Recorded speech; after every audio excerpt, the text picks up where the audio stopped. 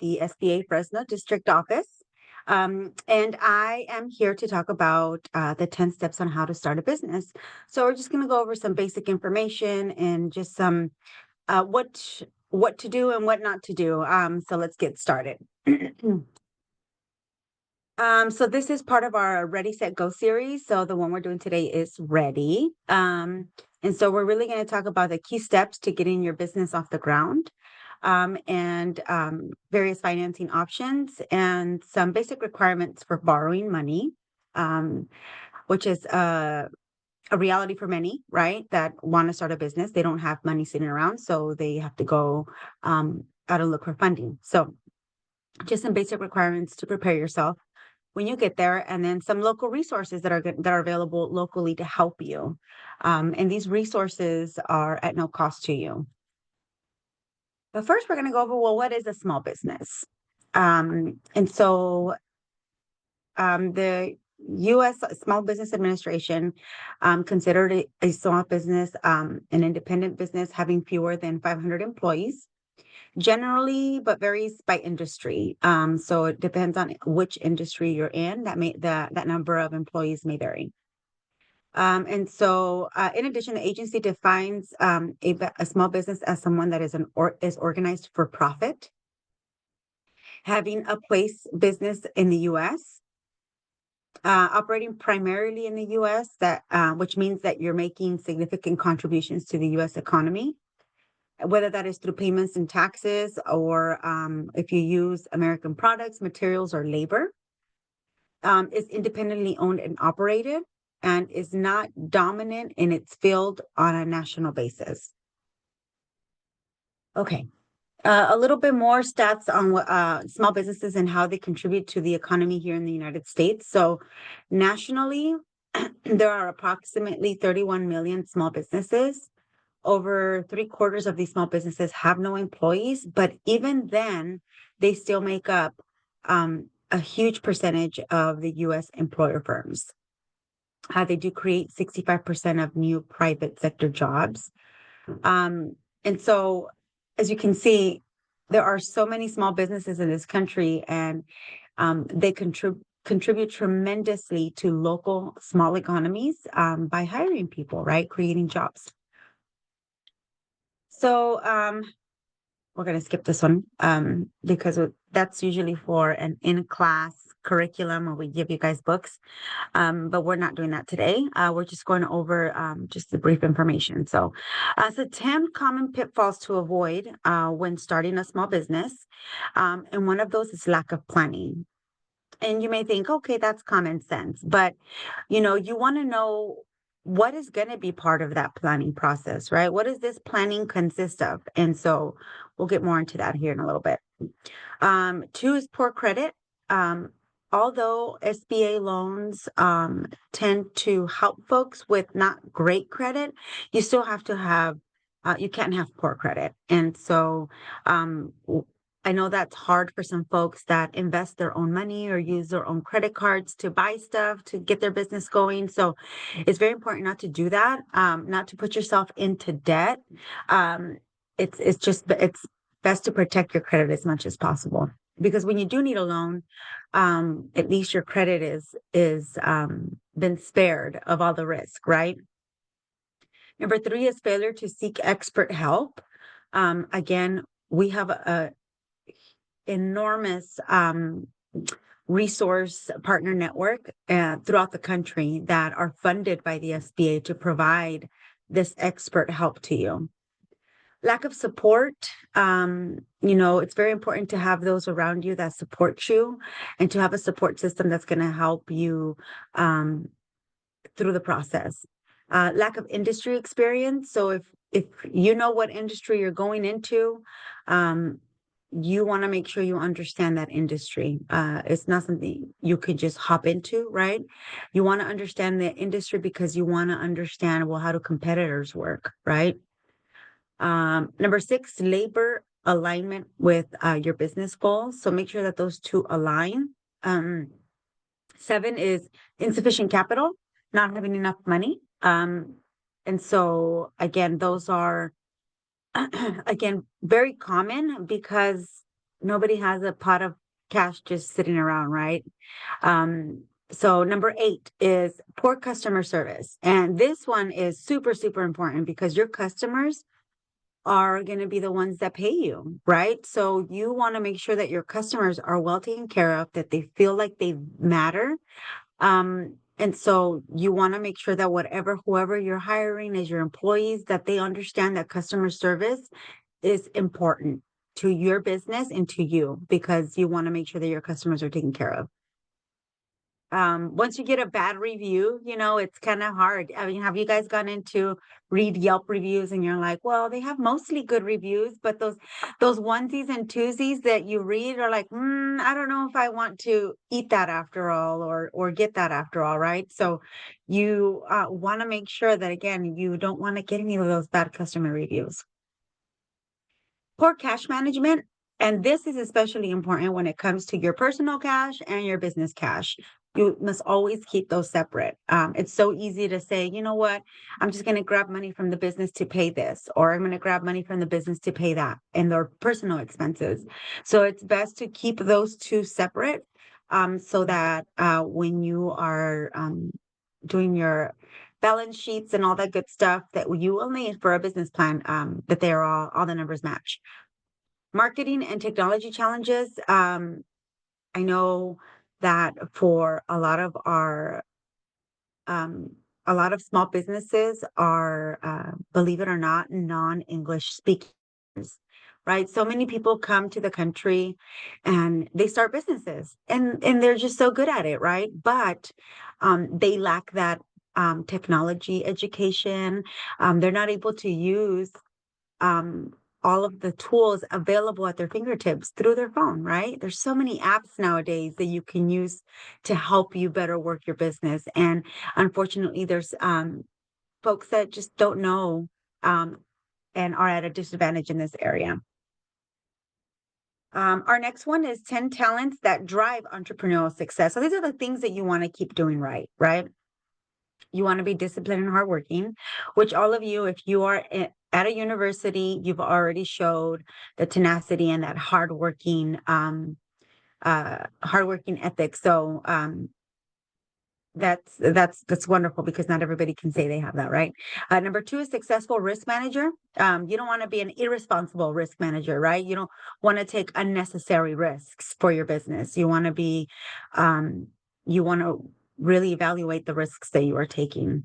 Number 3 is leverage your resources and your technology. Again, we just talked about how the folks that are at a disadvantage, right, because they don't understand those things, but you guys do. And so we want you to leverage all the resources, whether they're SBA resources, or if it's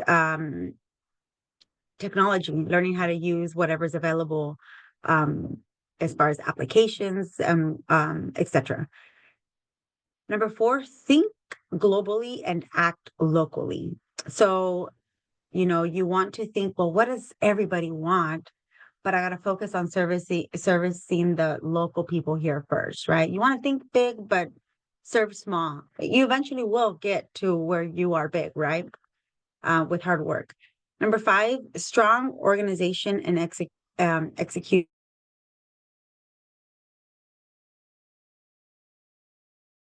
things, and you got to be able to delegate things out, right?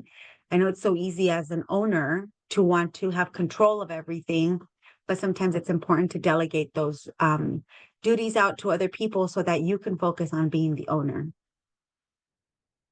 Being resilient and adaptable.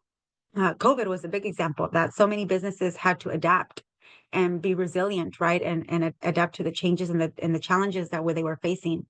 Number 7 is being a passionate leader that motivates others. And this is especially your workers, right? Once you do have a business, I mean, like, who's had a crappy boss? I think I don't know if anybody has been here and has had a crappy boss. Just think about that, right? Think about when you do have your employees that you want to make sure that that they are excited and that they feel valued as an employee. Trust me, they will treat your customers differently. So happy employees equals happy customers. And so we we want to make sure that we get it right. Number 8, understanding your market, your customers, and your employee needs. If you know that there's something that you can do to make something better, do it, right? Um, Number 9, ability to build a support network of partners and mentors. Again, that's all about taking advantage of the help that's available to you. Don't do it on your own. Starting a business is a complex thing. And so you want to make sure you're covering all your bases. Number 10, evaluation and reassessment skills. You want to always come back and reevaluate and reassess things, right? Okay, well, what's still going right and what's not going right? And so you want to always come back and reevaluate. All right. Well, here's some questions that you can ask yourself to see if you are ready to be an entrepreneur. All right. What do you want from this business? Are you just looking to get rich quick or make a quick buck? If you're in it for the money, I mean, everybody's kind of, I guess, in it, but the financial security is important, right? But you want to be able to love what you do in your business. So you want to make sure you're doing the business for all the right reasons for yourself. What steps have I taken to be an entrepreneur? Well, what have you done? Have you identified what you want to do? Have you identified who your customers are going to be, who you want to sell to? So what are the steps you've taken? What am I willing to invest? Are you willing to invest any of your personal money, right? Because it's a risk. And are you willing to risk money and time, right? So those are the things that you want to really truly consider before you jump into a small business venture. Is this a hobby? Again, folks that enjoy what they do as a small business tend to really thrive because they have that sense of, I'm doing something I enjoy and I'm doing something that helps others. Do you have an exit strategy? So that's if, for example, something significant happens to where you can no longer continue your business. Do you have an exit strategy? Do you know what that's going to look like? All right. Well, now we're going to go into the 10 steps of starting a business. And I'm going to cover all of these in more detail. So these are the 10, but we're going to go ahead and just go to number 1, which is define your product or service. So the best ideas come from identifying the need of solving a problem for a customer. And so one that I can think of is, let's see, solving a problem for a customer. Mobile detailing service. Say you don't have time to go to a car wash, right? And you are like, my car is so dirty. And now folks have their little mobile detailing vehicles, right? And they can come to you. So that's relieving a pain, right? That's the convenience of helping somebody relieve a pain. So there are many other examples of, but for the most part, when a good idea comes up, it's like, okay, yeah, I think I can make something that can improve this, right? Or it always starts off with an idea. So you want to ask yourself, what do I want to sell? What will the product or service do? What problem does my product or service solve? So how does it bring value to your customer is what it really comes down to, because you want them to be able to willing to pay for your product or service, right? It's money they're spending. So you have to be able to bring something to the table for them of value for them to want to come and spend their money. So how is it different from what currently exists? Well, we can sit here and compare Dutch Brothers and Starbucks, right? Starbucks, you have your warm coffees and it's very coffee house, right? But then you have your Dutch Brothers who don't really have seating areas, right?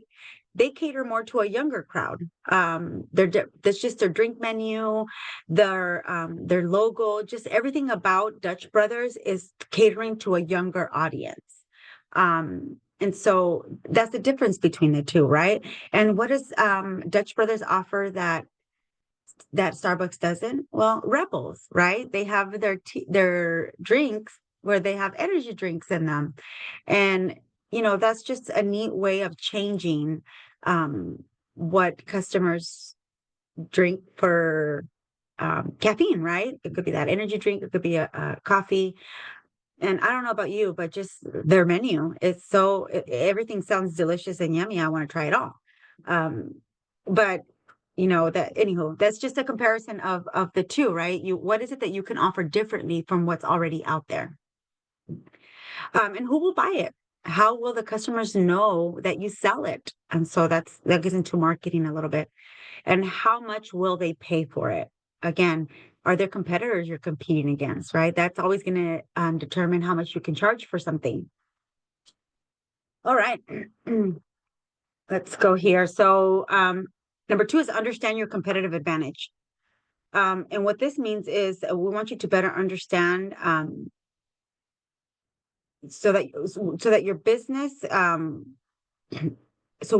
we know that what is it that you're at advantage compared to your competitors, right? So um you're better able to identify any gaps in unfulfilled needs. So if you're able to identify, okay, well, my competitors are kind of far, they don't really service this area, maybe I should think of putting my business over here, right? So that you're not in direct competition. So things like that. So we want you to understand again your business competitive advantage. And so you want to identify who's already providing your product or service. And how are they doing it, right? It's okay. You're not spying on them, you're gathering intel. Okay. Let's see. How much do they charge? Usually folks, when they dominate an industry, they have more control of prices. So that's a bit disadvantage, but how much do they charge? Can you charge a similar price? Can you charge a little less, a little more, 25 cents less, right? You're competing. What are their strengths? What's working for them? Because that might work for you. What are their weaknesses? Stay away from those. Don't do the same mistake somebody else is doing, right? Who are their customers? Because you want them to be your customers. What type of customers are they targeting? So again, Dutch Brothers, more of a younger crowd, Starbucks, more of everybody, right? So here's a little difference about direct and indirect competitors. So you're going to have your direct competitors or anyone that is selling a similar service or product to a similar target consumer. So you guys are targeting the same customers. An indirect competitor is going to be a company that is selling a similar product or service, but they have a different end goal. So again, it's important to identify the two. Oh, right. All right. So number 3, decide your marketing strategy. So how are you going to market your business? So your business has got to generate enough revenue and income to exceed the expenses so that you can net a profit. Be sure that your marketing strategy answers the following questions. So again, who is your target market? Who are you trying to target this to? What are the unfulfilled needs of that target market? What is something that they don't have, right, that you can fulfill? How will customers find out about your business? And the number one thing I do when I go out of town somewhere is I Google on my Google Maps, where's the nearest Thai food restaurant? Because I love me some Thai food. And, 2 or 3 pop up, but sometimes there's more. But I don't know they're there if they're not popping up when I'm searching for them, right? So how do your customers know that you're there? You have to be able to make sure that folks can find you on the internet. Folks can find you on Google. It's not really that hard to do. You can make sure that your business is on the internet and people can find you because that's one way to market your business and compete against the other Thai food restaurants in town, right? All right. So how will you reach your potential customers? Every time I check the mail and I got all this junk mail, sometimes you have coupons for like a Chinese buffet or like all you can eat deal or this or that. Some local small businesses send out ads in the mail, right? It's an investment, but they send out coupons. So they send out this or that. And you're like, oh, no, that kind of looks good. I'm hungry. I don't want to cook today. so, and you stash those little papers and you're like, I'm going to use that later. And you cash in on that, So again, how are you going to let folks know that you're there? What sets your business apart from the competitors? What makes you different? So once you've defined these questions, you're going to create a marketing plan. That includes what the expected costs are going to be and how you intend to roll out the plan. Okay, number 4 is going to calculate your startup costs. You're going to have 2 types of costs. You're going to have your one-time startup costs, and you're going to have your reoccurring monthly costs. So we want you to take the time to really estimate how much money this is going to cost you. So again, your startup costs are expenses incurred during the process of creating your new business. And we're going to go over an example of what these look like. But depending on how long it will take you before you make your first sale, you should consider how much cash on hand you will need to carry you to your first sale. So a little bit of examples here on what your initial costs are going to be as your business bank account, any rent or lease deposits, improvements or remodeling, web design, brand design, legal and professional fees, your starting inventory, any furniture or equipment, licenses, permits, and software. Okay, then you're going to have your reoccurring costs is a monthly thing. You're going to have your telephone, utilities, internet data, any rent or lease payments that you may have. You want to continue to spend money on advertising and marketing, social media, which is probably the cheaper way to advertise, right? Salaries, payroll taxes, supplies, bookkeeping, insurance, and software subscription services. So those are some reoccurring costs to consider. We do have a startup calculator worksheet. I'm wondering if I can click this and put it in the chat for you guys. It is on our website. If you just Google SBA Startup Calculator Tool, it should pop up, and it does help you it's already broken down. Okay, well, you just really have to input numbers.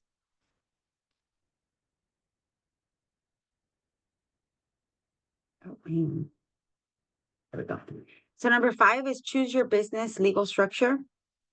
Now, when you choose your business legal structure, what you choose is going to influence everything that you do, from your day-to-day operations to your taxes, to how much of your personal assets are going to actually be tied to your business. So you should choose a business structure that gives you the right balance of legal protections and benefits. Some of the entities, the business structure entities, are sole proprietorship, general or limited partnership, your corporations, which is your S Corp or your C Corp, and your limited liability companies, which is your LLCs. Okay, there are advantages and disadvantages to each of these. So choose carefully. And again, talk to a consultant through one of our resource partners who can help you better understand which choice to make. In order to meet your business legal structure, many people have side hustles, but they're not business legal names unless they have at the local level, they reserve or file their trade name. They apply for permits or licenses. And from what I understand, at the local level, you may have to put an ad in the paper for your business for a certain amount of days to make your business legit. You've advertised your business. Let's see. At the state level, again, you want to reserve, file your trade name. You want to form and register an entity so you got to file your articles of incorporation or your articles of organization, which is a legal document that really just gives the legality of your business.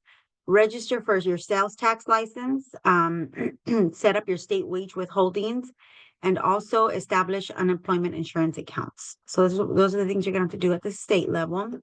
At the federal level, you're going to need to secure your federal employer identification number. You're going to want to obtain that at the irs.gov website, and you're also going to want to complete your Form SS-4 and submit it via fax or mail. That may be updated since we were last given this information. You may just be able to email it in now. All right. So to meet your business legal structure requirements, so that this is just a little FYI that the IRS offers some relevant training videos on their website, and some of the topics include some of the following, which are on here. So business expenses, business income, changing your business, employers, filing, paying taxes. You can learn about IRS audits, so what to expect, right, as a small business if you are getting audited. Just a number of things that I would check them out again if that's on at irs.gov. Number 7, prepare yourself financially.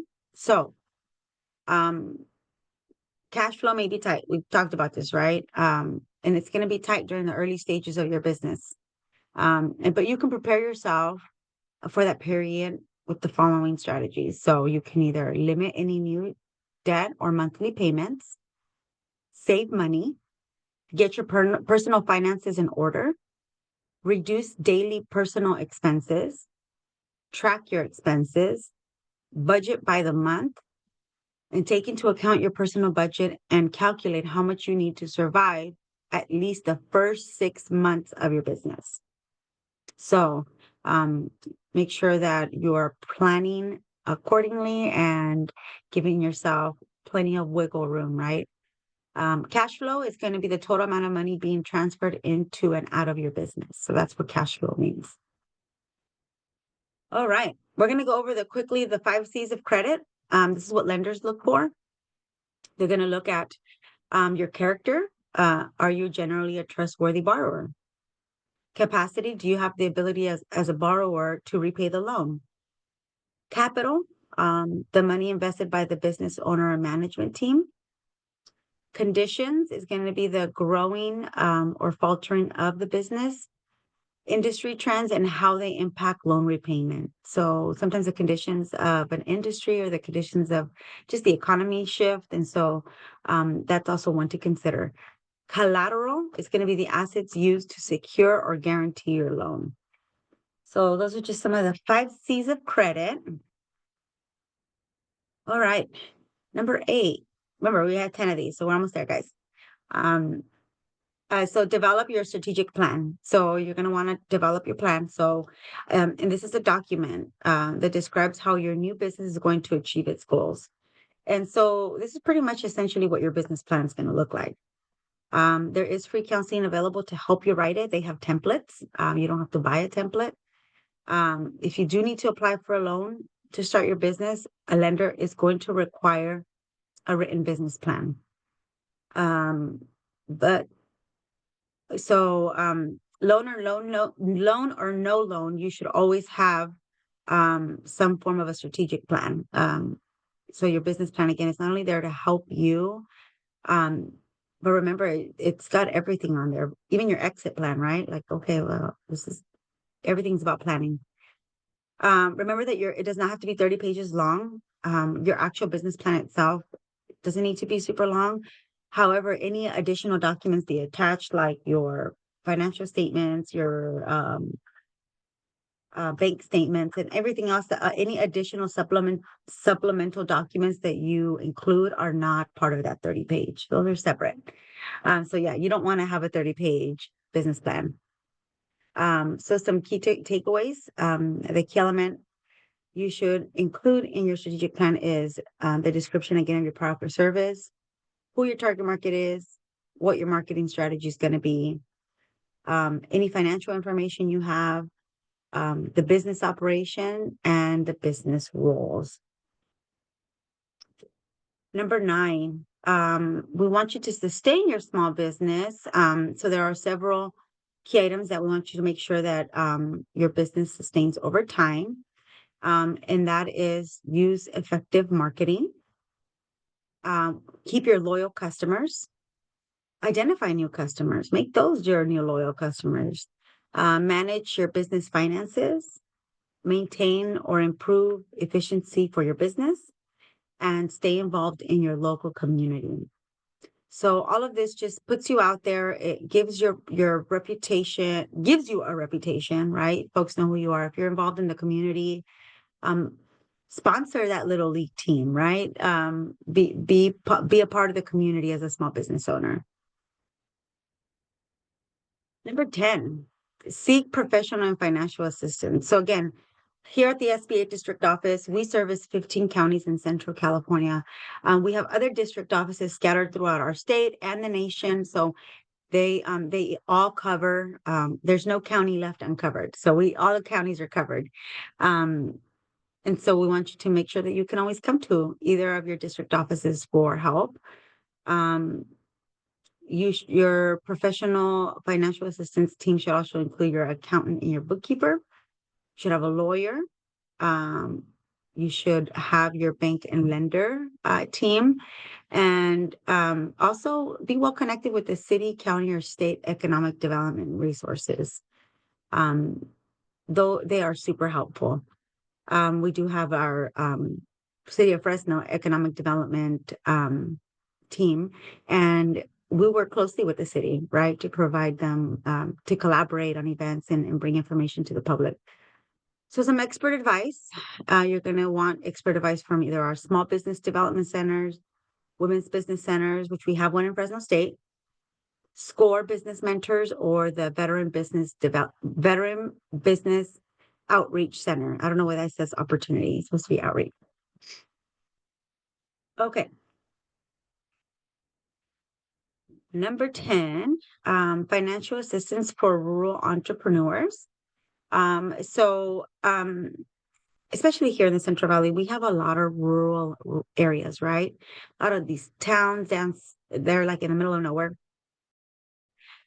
So rural small businesses experience unique benefits and challenges. And the challenges include access to capital, local customer base. You're limited, right? You're limited to who your customer base is going to be because of your rurality. Transportation, many towns don't have transportation. You using your feet or you're using your car or your neighbor. Let's see. Number 4, high-speed internet availability, which is something that we do see changing here in the foreseeable future when the current administration at the beginning of their term, they passed the infrastructure law, which is supposed to be bringing high-speed internet to those rural areas. And so it always takes time, right? But hopefully we will see that high-speed internet available in those areas also. All right, well, that concludes my presentation for today. I do want to provide our office information. We are located downtown. This is our office number, and I'm going to go ahead and put my information in the chat. I can get this going here.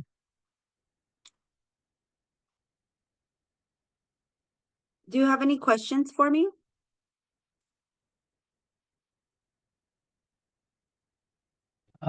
Yeah, I had a question. So when you're taking out like loans, um, I'm guessing that's usually from a bank. And so on the bank's perspective, how much or does it just solely depend on the bank how much you're given in terms of loans? Or do they look at like your plan and then they kind of determine how much loans you get? Or I guess how do they determine those numbers? Okay, so can you guys see my screen, or am I not sharing anymore?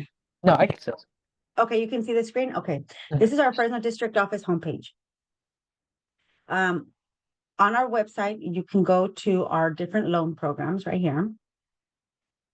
So it's going to talk about each program, loan program. So we have our 7A, 504, and our microloans.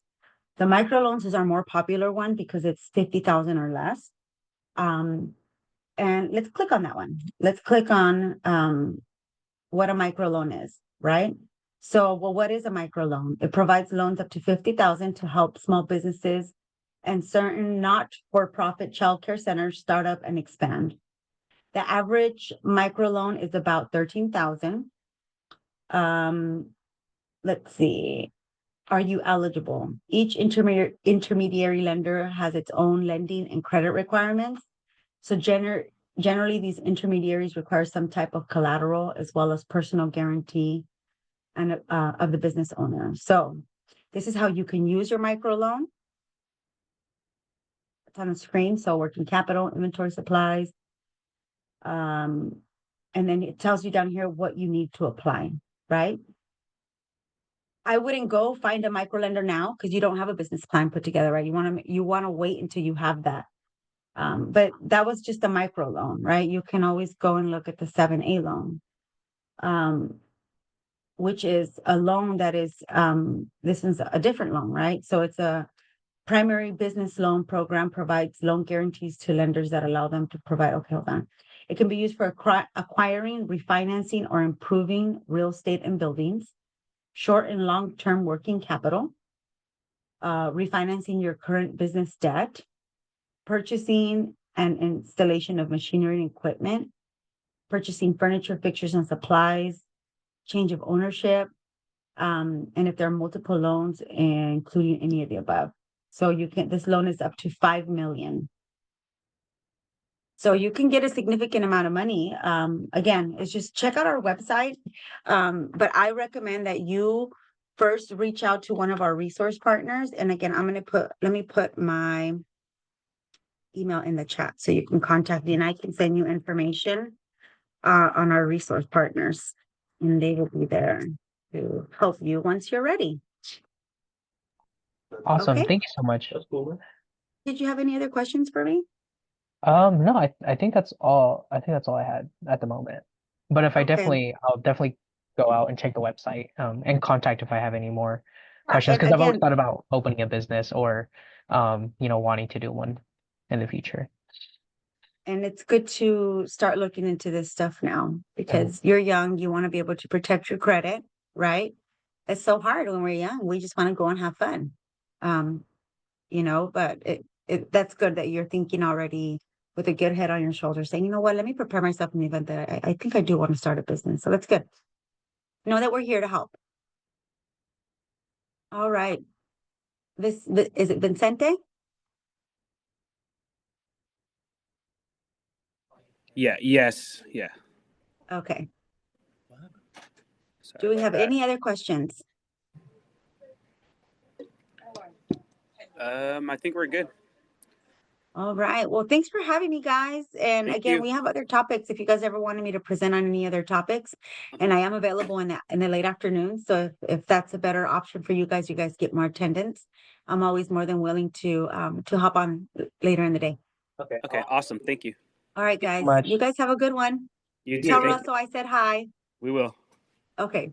And tell him I'm coming for my banner. Okay. I will. Okay. Okay, bye-bye.